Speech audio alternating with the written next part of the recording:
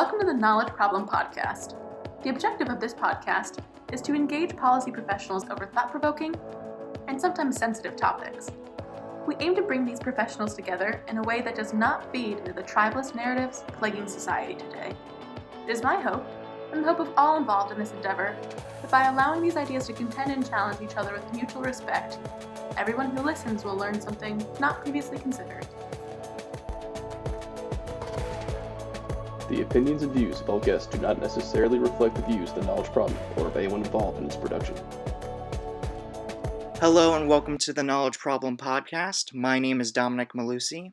Today's episode is a debate on reparations for slavery between Walter Block and David Horowitz. I hope you enjoy listening to today's debate. Hello everyone, I'm very glad we can come together and have this important conversation. This debate has a motion. The motion is reparations for slavery are unjustified.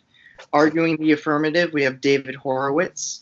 David is an American conservative writer. He is a founder and president of the think tank, the David Horowitz Freedom Center, editor of the center's publication Front Page Magazine, and director of Discover the Networks. David has also founded the organization Students for Academic Freedom.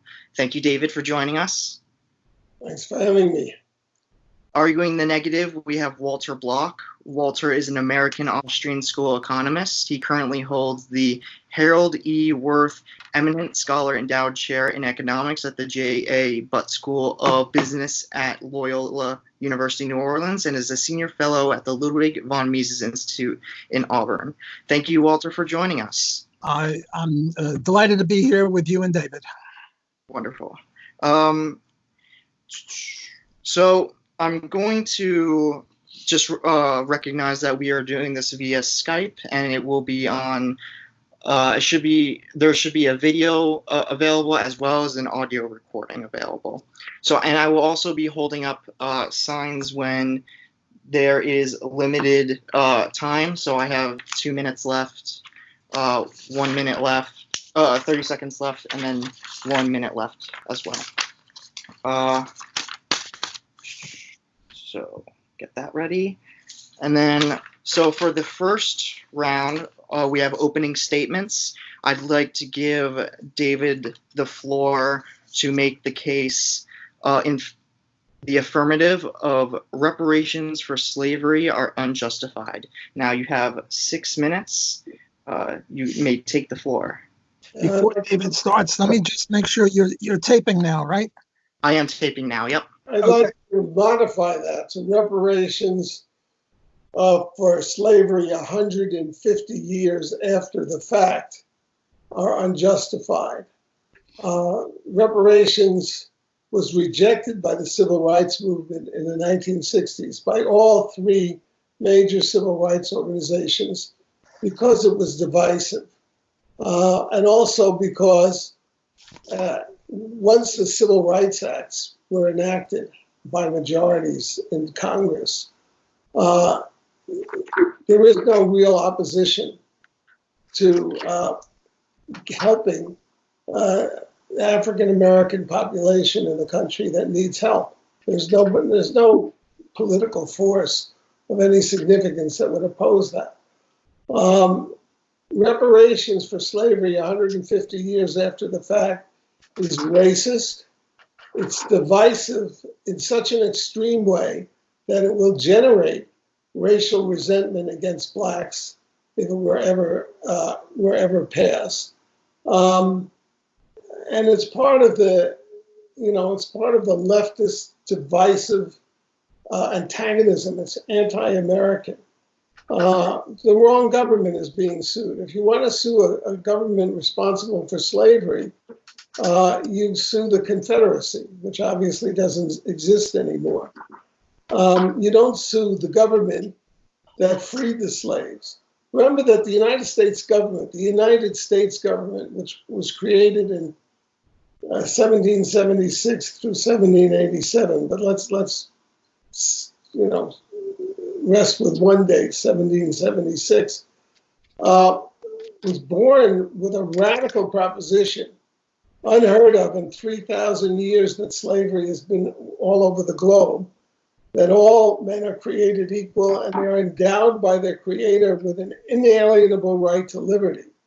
And it was about 87 years after that, that at the cost of 350,000 Union lives, mainly white lives, there were blacks who fought for the North in the Civil War, but it was mainly white Union soldiers gave their lives, and a president did too, to free the slaves. Only an anti-American radical could endorse the idea of seeking reparations from that government, and particularly 150 years after the fact. Who is going to pay these reparations? Hispanics, who are, the Hispanic migration to this country is not that old, who are struggling to put food on the table for their children. They should pay reparations to Oprah Winfrey, who's a billionaire, or LeBron James, who's also probably a billionaire, or Shaquille O'Neal. It's ludicrous. 80% of the American population is descended from people who migrated to this country after 1880, long after the slaves were freed. Should something have been done at the time? Sure. I'm not going to argue against that. Of course, that it should have been done to the liberated slaves. There was a military order for 40 acres and a mule, but the politicians didn't do it, and that's too bad. But you can't make that up 150 years later by asking, some recent immigrant who's, struggling to put bread on the table for his or her children to pay reparations to African Americans in this country when, I think it's over 50% of African Americans are well in the middle class. And we finally achieved a nation where there is tolerance, inclusion, and equality. I think that's basically what I have to say about this. I think it's just a terrible idea. It will divide the country. It will create resentment against black people. And also there's the whole welfare system, for crying out tears. There's been $22 or $3 trillion spent since the Great Society on welfare. It hasn't lifted anybody out of poverty. We have the same levels of poverty, maybe more, because the welfare system is such a destructive system to black people and to anybody who's a recipient. You have all these fatherless children now. But there's been enormous compensation. This is if you're African American, you should thank God that you're in this country. It was terrible the way they were brought here, but they weren't enslaved. This is the bottom line, by white people. They were enslaved by black Africans who sold them at slave auctions to Europeans. Okay. Thank you, David, for your opening. I want to give now the floor to Walter Block, who will be arguing in the negative. You have 6 minutes. I once sent David this article of mine in the Human Rights Review. It's entitled something like "On Reparations to Blacks for Slavery." And I complimented on him on his magnificent undermining critique of a guy named Randall Robinson.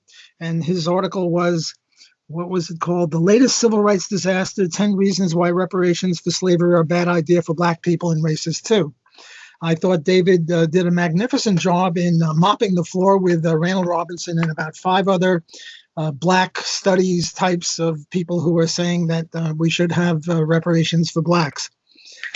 On the other hand, I don't think he lays a glove on the Libertarian case, which is a very different kind of a case for reparations. Before I get into it, let me just say that I don't believe in statute of limitations on justice. 150 years ago, 1,500 years ago, 15,000 years ago, I don't care. Justice is justice, and we should pursue justice no matter what the time period is. Now, it's true there's a natural statute of limitations, namely, in my belief, the burden of proof is on he who would like to end or change property titles. So the burden of proof is always on the person who wants to change things. And the further back in history you go, the harder it is. But if we can prove it, well, then the libertarian view on property rights is, if you steal something, you should be able to pay it back. Let me give you an example. I have here a wristwatch. And let's suppose that my great-grandfather stole it from David's great-great-grandfather. And it's even got a picture of David's great-great-grandfather on the back. So there's no question that this is David's great-great-grandfather's watch. And my great-grandfather, the thief, gave it to my grandfather, who gave it to my father, who gave it to me. And this might have been 150 years ago. I don't care how long ago it was. David is now suing me for this watch. Should he get it? You darn tootin' he should get it. It's his great-grandfather's watch, and we assume that if my great-grandfather didn't steal it from his great-grandfather would have given it to his grandfather, who would have given it to his father, who would have given it to him. So justice requires that that David's lawsuit against me succeed. Well, what happened in slavery? What happened in slavery is that a bunch of black people, David is quite correct, in Africa stole some labor from black slaves, and then they sold them to the white slave owners in the U.S. And the white slave owners pursued to steal labor. They did much worse than steal labor, but at least they stole labor. And the plantations were built up mainly with black, what did they say, sweat, tears, and I forget what the word is, blood, sweat, and tears. The black blood, sweat, and tears went into those plantations. And at the end of slavery, what should have happened is that they should have had those plantations. Instead, the plantations went to the white kids, the children of the white slave owners, and the black people got nothing. So now there's some plantation in the middle of South Carolina, in the middle of Louisiana, and it's owned, say, by a white great-great-grandson. And here's a black guy in the middle of Harlem who can now prove that his great-great-grandfather was a slave on the plantation in South Carolina, say. And I think that if the black person in Harlem can demonstrate this, then he should get 1/50th of that plantation, assuming that there were 50 slaves. I'm just doing this for simple numbers. So I think that David's critique against Randall Robinson and the people who say, well, all whites owe a debt to all blacks is obvious nonsense. And I agree with him, and I think he's done a magnificent job in undermining that. But I don't think that he lays a glove on the libertarian view. The libertarian view is we favor private property rights. And if somebody steals something, well, one thing that should happen, my great-grandfather should go to jail for stealing David's great-grandfather's watch. But it's a little too late for justice. We can't do that. And I think that we should do a lot more against my great-grandfather, the thief. Notice I'm making my side the thief, not David's side. I want to be diplomatic here. So libertarian punishment theory requires that we do a lot more. It's pretty draconian that we do a lot more against thieves. But at the very least, the thief shouldn't be giving it to his son and his grandson and his great-grandson. I'm the great-grandson. Rather, I should be giving the watch to David because in the ordinary course of events, David's great-grandfather would have kept the watch and, as I said, given it to his son, and then David would have got it eventually. I rest my case. Okay, thank you, Victor. So now we're going to start rebuttals. I will give the floor now to David. You may respond to Walter's argument, and then you have 3 minutes. Yeah.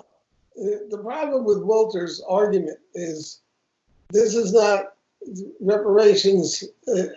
We're not talking about individual cases where somebody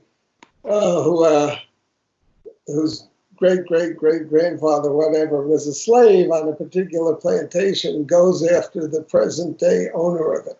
I suspect the courts would not recognize that principle anyway. The fact of the matter is there are no slaves alive today. There are no children of slaves alive today. And what the reparations movement amounts to is it's going to tax people who are completely innocent. My grandparents, when there was slavery in America, can't even trace my family back that far.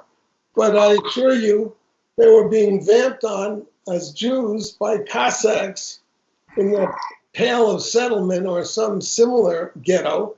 Why should why should I pay reparations? The real problem here is what this means in the real world, and that is it's a lot of resentment on the part of blacks. We're now living in a distressing era when the New York Times is one of the leading racist publications. Used to be the gold standard in journalism. They've launched a 1619 project to say that America is essentially was created in 1619, which is a lie. Slavery wasn't even legal in the Virginia colony in 1619. They chose it because the first 20 Africans who happened to be indentured servants, not slaves, were shipped to America then. But anti-white racism is rampant in this country. It's taught in the K-12 schools. It's taught in the colleges.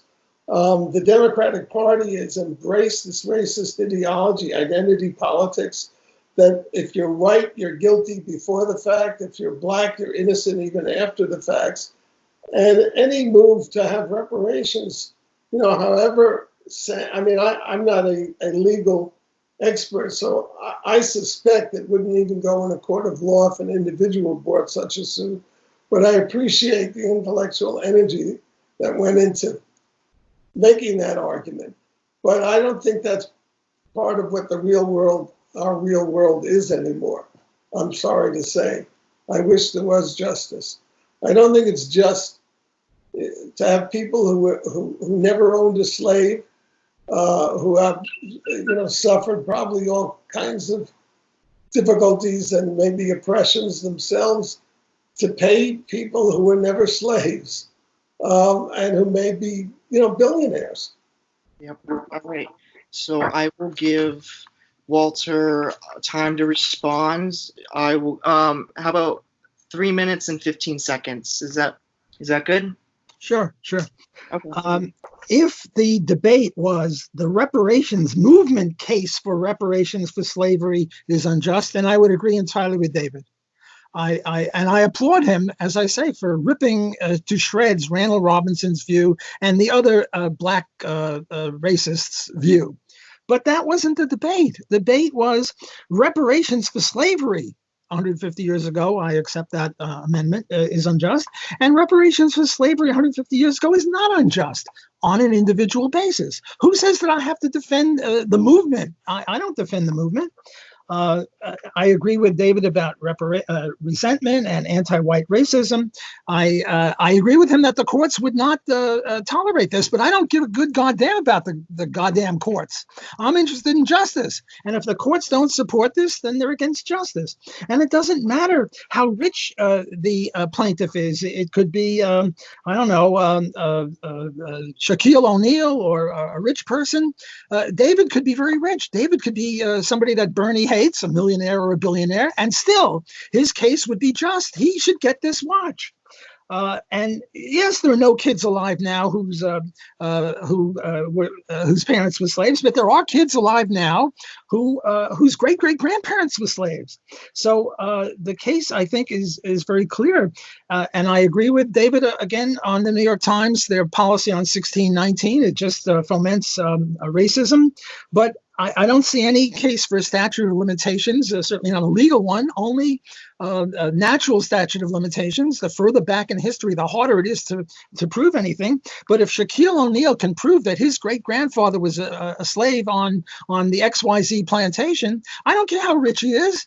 Just because you're rich doesn't mean you can't be a good plaintiff. I'm surely David would retract that idea. I mean, you certainly don't want to say that rich people can't sue justly just because they're rich. I think that's a problem. So in a sense, we are passing each other as ships in the night. I think I agree with David on the reparations movement case, but I'm hoping that he'll agree with me on the individual case, that if there's some black guy, whether he's a poor guy in Harlem or he's Shaquille O'Neal or LeBron James, and these are very rich black people, if their great-grandfather was a slave on the plantation, they are entitled to what their great-grandfather should have got in 1865 and didn't get. And just because, and also black people should be able to sue black people in Africa. If there's some African king who initially enslaved the person, well, then forgetting about the fact that, we're crossing the Atlantic Ocean, that this guy in Harlem or LeBron James should be able to sue a black guy, or the great-grandchildren of the black guy, who got the money to sell the slave to the Americans. All right, thank you. Now I want to move on to the posed questions round. I want to give the opportunity to David to offer a question or a challenge to Walter's views. I want to give you 2 minutes to do that. Well, I don't think Walter and I are far apart or at all, even, although I think this kind of issue of justice. What about the Union soldiers who gave their lives? What are they owed? I can't think my way into this legalistic argument. As I said, maybe the courts would say, sure, there's justice in the kind of reparations that Walter is talking about. I don't have a big disagreement over that. My interest is in the political situation in America today. And I think what the left has set out to do by demanding reparations for slavery is to alienate Black America from America, which is a very, very dangerous thing and very destructive to African Americans, but also destructive to America. And I'm at war with them and will continue to be at war with them. And I don't really have a challenge to pose to Walter, because he's making an argument which, would either stand. I mean, sure, the court system in America is probably the greatest injustice system. If you've ever been involved in any legal disputes, you would know what I mean. So this is a kind of an intellectual puzzle, and I would be an interested spectator if Walter brings a suit, or somebody were to bring such a suit. And I think, Walter, I never got the article that you sent. It probably disappeared in my, I don't recognize that at all. I mean, it may be my aging memory, but it's probably disappeared in my organization. And as for Bernie Sanders, he could buy me many times over. Well, David and I have a lot in common. We're of the similar age, and I think our grandparents came from the similar place, namely Russia and Poland or Germany or somewhere like that. We have a lot in common, and in a sense, we really have no argument. I hate to disappoint our audience, but we really agree. I certainly agree enthusiastically with David's political interest in stopping this political thing, because it says that, all whites owe all blacks reparations, which is, nonsense.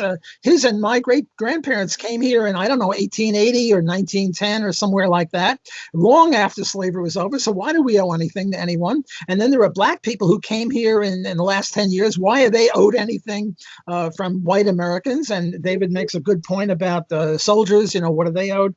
So we really have no disagreement on the reparations movement case. Very bad.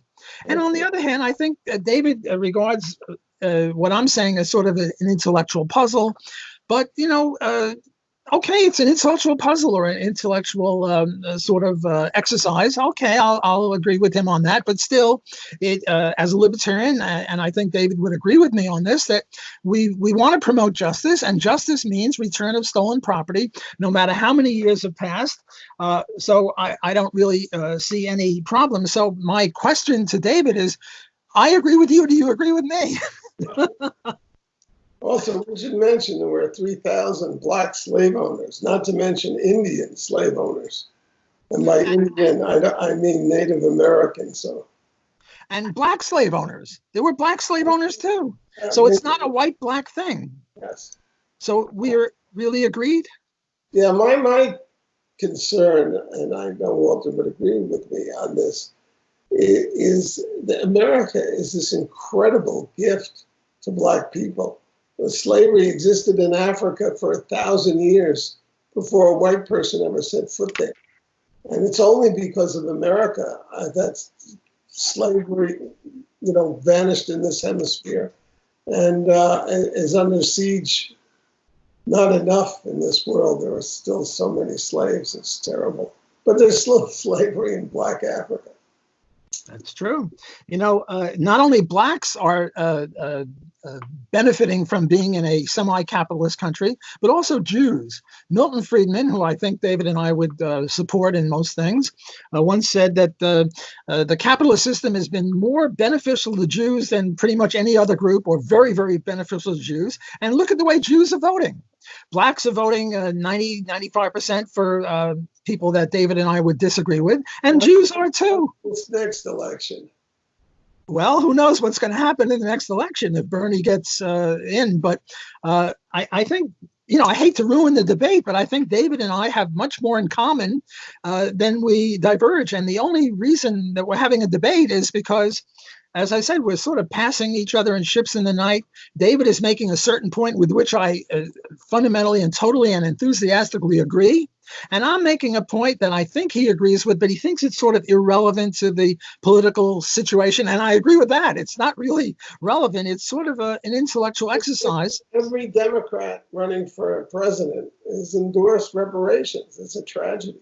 Reparations of the sort that you're opposed to and that I'm opposed to, yes. But not reparations of the sort that I favor and that I'm trying to hornswoggle you into favoring also. Very individual. Now, how many people would this be? 10, 20 people? I don't know. Maybe nobody. But it's of a theoretical important interest to say that there's nothing wrong with reparations per se. It's only something wrong with the movement reparations where they want to say all whites owe all blacks something, which is crazy. Let me say another thing too on the economic studies of slavery in this country. And I forget what the figure is, but it's only 10% of the labor that was lifted, that was stolen, as you like to put it, because a slave had to be housed and fed and clothed. And 90% of free wage laborers in the 19th century, 90% of their income went to just that: shelter, clothing. It's the terrible thing about slavery is the indignity of having one person own another. I think Madison said it very eloquently. But anyway, next time you want to do reparations, get some blowhard. It's funny. We're sort of deteriorating from we're now having an amiable conversation, no more timing or anything. But I wanted to run, one more intellectual thing by you. Two things. I once had a debate with Milton Friedman on this, and what he said, quite correctly, was land is only 10% of the GDP.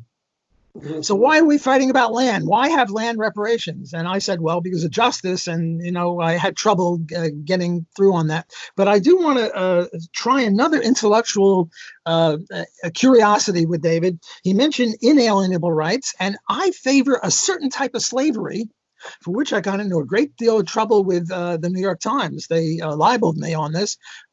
Here's the scenario. My son, horrible, God forbid, has a horrible disease.